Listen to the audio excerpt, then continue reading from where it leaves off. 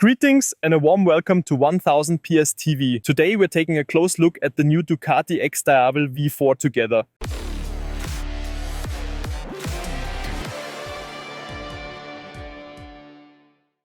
With the new XDiavel V4, Ducati introduces a revised version of its sport cruiser. After 2 years, it now stands as an alternative to the Ducati Diavel V4, which remains in the lineup. But now, let's find out what has really changed. Is it a classic cruiser or is it heading in a new direction? And new is a great keyword here. What exactly is new? Well, the predecessor, the 1260S, was still equipped with a V2 engine that was homologated under Euro 4 regulations. As the name suggests, the new XDiavel V4 differs in several aspects. The most noticeable change, of course, is the engine. The previous 1262cc V2 is now history, thanks to Euro 5 regulations. Instead, we now have the same 1158cc V4 Gran Turismo engine as in the Diavel V4. And of course, this not only brings more power, but also the smoother running characteristics and longer maintenance intervals that come with this V4 platform, now also in the XDiavel. But that's not the only new aspect. The chassis has also been revised. We now have an aluminum monocoque frame and an updated suspension with slightly longer rear travel. We'll get into the details later. Additionally, the seating position has been adjusted. Ducati's goal was to enhance riding comfort while still offering the most agile cruiser on the market. Let's start with the design. Let's take a look. Visually, I think it has stayed very true to its signature style. However, if you look closely, Ducati has made a few subtle changes. One of the standout features is, of course, the exhaust system with its 4 tailpipes. Then we have the aluminum single-sided swing arm and unmistakably the 240mm rear tire, which continues to make the rear end of the XDiavel one of its most striking highlights. The XDiavel is coming to market in 2 color options. First we have the classic red, Ducati calls it burning red, and then there's the black lava finish. Speaking of design, we can also talk about ergonomics. Ducati has taken a similar approach to the first XDiavel by extending the fuel tank slightly. This long stretch design and its distinctive visual line have been retained. In front of us is a 20-liter fuel tank, which, unlike the smaller peanut tanks commonly found on cruisers, is prominently integrated into the overall design.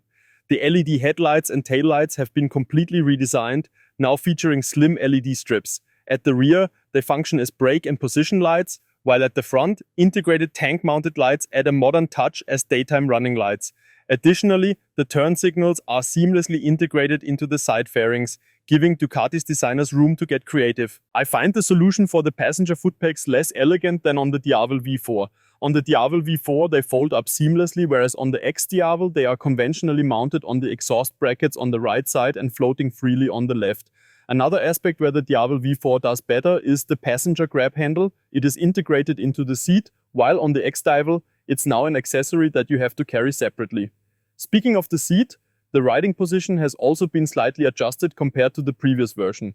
The seat height is now 770mm, which is pleasantly low, making it easy for riders to reach the ground with both feet.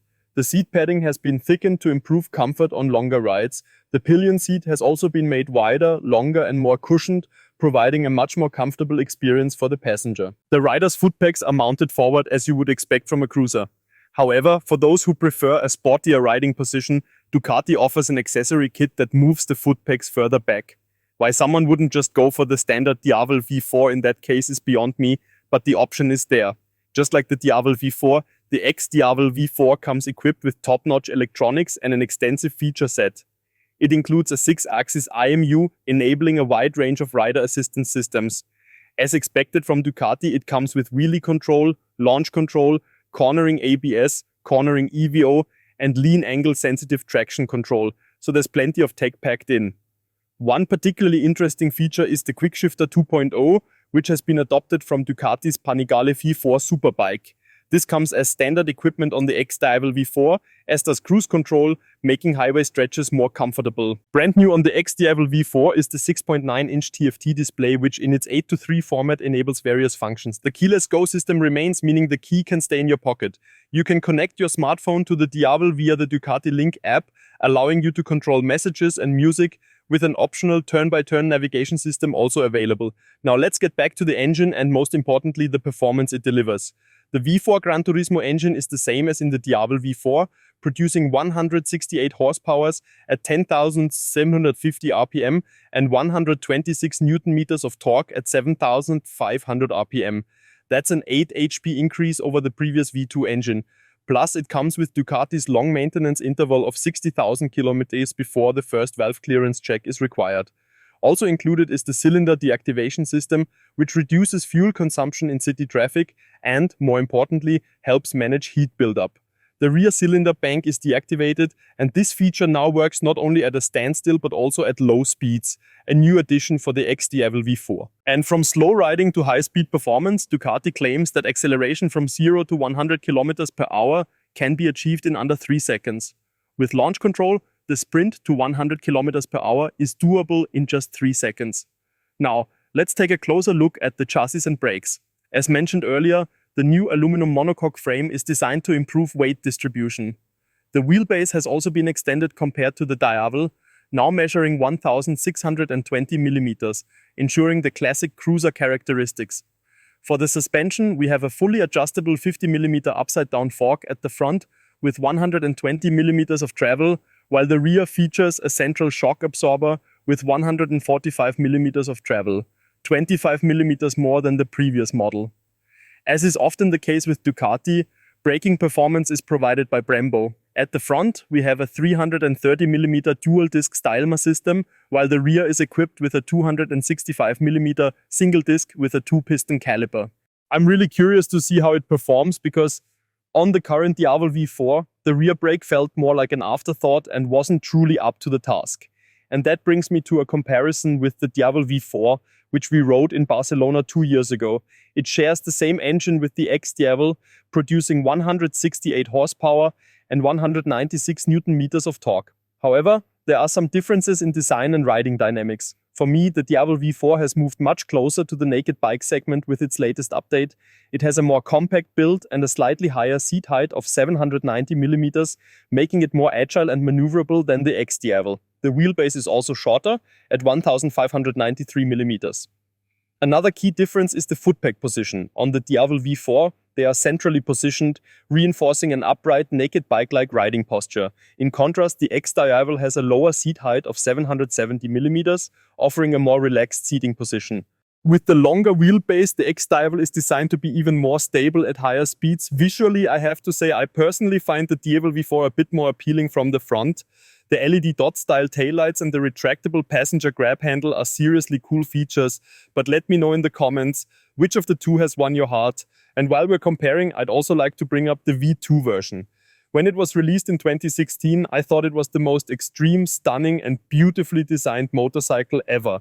It had such an elegant presence thanks to that massive and aggressive V2 engine. Now, due to emissions regulations, specifically the Euro 5+ standard, the V2 engine is no longer an option. Back then, the valve clearance check was required only every 30,000 kilometers, and the engine had a much rougher, rawer character. But in terms of design, the first XDiavel was simply spot on, especially with its huge exposed rear wheel, which fortunately the new model still has. As for the riding experience, I was never lucky enough to ride the V2 for long distances, but a friend of mine, no pain it did. He loved the bike, but on longer trips he did mention a few comfort issues. The new model has definitely improved in that regard. That being said, when it comes to attention to detail, I still think the V2 was more refined. On the old Diavel, everything was perfectly routed with no visible cables. Now, on the V4, you can clearly see wires running down the side of the engine, which isn't quite at the level I would prefer. And speaking of things not quite at the level I'd like, we unfortunately have to talk about price. The Diavel V4 has jumped into a whole new price range, at least here in Austria, where the price is already confirmed. It's honestly a bit absurd. You'll need to shell out 37,495 euros. In Germany, where they don't have the Nova tax, the price will probably be lower, though we don't have the exact number yet. I'll post it below once we know more. Now for the good news, the market launch is set for May 25, which will also be our first opportunity to ride the bike. When it comes to the XDiavel, there's always the question of competition. Does it even have any real rivals? It's a very niche segment with few direct competitors. One alternative, and a bike we've already compared to the Diavel V4, is the Triumph Rocket 3 GT.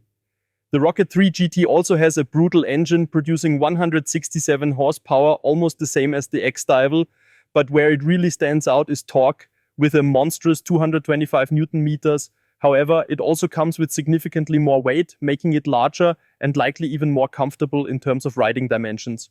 Another comparable concept can be found in the Harley-Davidson Sportster S. It also features a liquid-cooled V2 engine similar to the old Diavel and produces 122 horsepower. It shares a low-slung design, but is not on the same level as the XDiavel in terms of performance and electronics. However, it follows a similar philosophy and is available brand new for significantly less money. Speaking of budget-friendly alternatives, here's my money-saving tip. If you're looking for an alternative, check out the Yamaha VMAX 1700. It also has a V4 engine, but unfortunately it was discontinued in 2017. The bike didn't sell very well, and currently on the Austrian used market there's only one listed, a 2009 model with 11,000 kilometers on the clock. The asking price, 14,000 euros. That's not exactly cheap for a used bike, but compared to the 37,000 euros for the XDiavel, it almost feels like a bargain. In the premium segment, if we think a little broader, another option could be the BMW R18 Roctane. In terms of performance, it's definitely not on the same level as the Diavel, but it delivers serious torque. It's more of a classic cruiser and would definitely make an impression when parked in front of an ice cream cafe. If you enjoyed the video and like the XDiavel V4, feel free to leave a thumbs up, subscribe to our channel, and that's about it from me. Thanks for watching, take care, and ciao.